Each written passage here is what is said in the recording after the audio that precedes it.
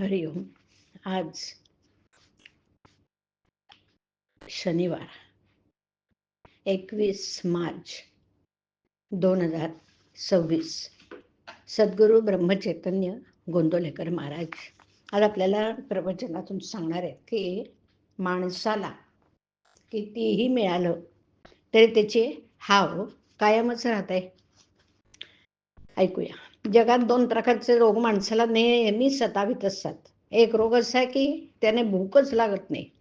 कितीही औषधपाणी करा, काही उपयोग होत नाही. अशा माणसाला पंचपक्वान्नाचं जेवण तयार असूनही काय फायदा? तो म्हणतो, खायला खूप आहे, परंतु मला भूकच नाही. त्याला काय करू?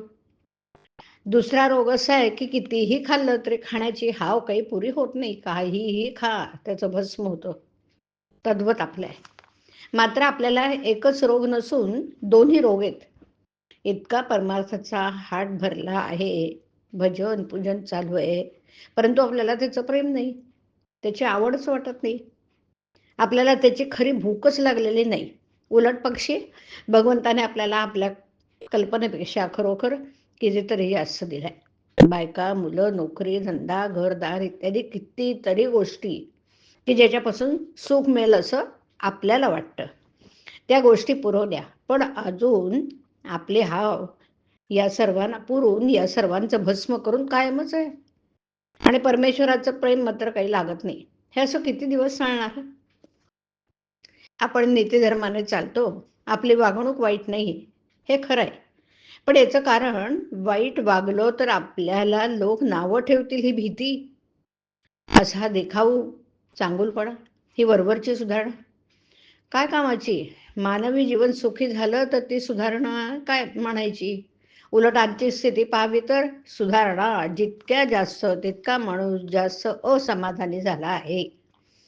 परमेश्वराचं प्रेम लागल्याशिवाय आणि इतर गोष्टींची हाव कमी झाल्याशिवाय काही फायदा नाही. तीर्थयात्रा, पूजा, भजन ही परमार्थाची नुसती आठवण देतील, पण अंतरंग सुधारेलच असं नाही.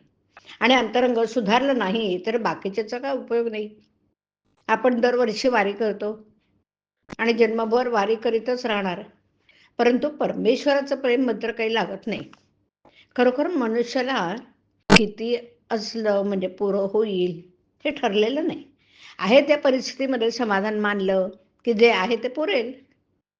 परमार्थ समजून जो त्याचे आचरण करेल त्याला तो लवकर साधेल. अशा माणसाला प्रपंच सोडून जाण्याचं कारण उरणार नाही. मनात भगवंताचं प्रेम नसलं तरी देहाने म्हणजे बाहेरून त्याची पूजा अर्चा करावी, त्याचं नामस्मरण करावं. पहिल्याने स्मरण बळजबरीने करावं लागेल, पण सवयीने ते तोंडात बसेल. याच स्मरणाने पुढे ध्यास लागेल.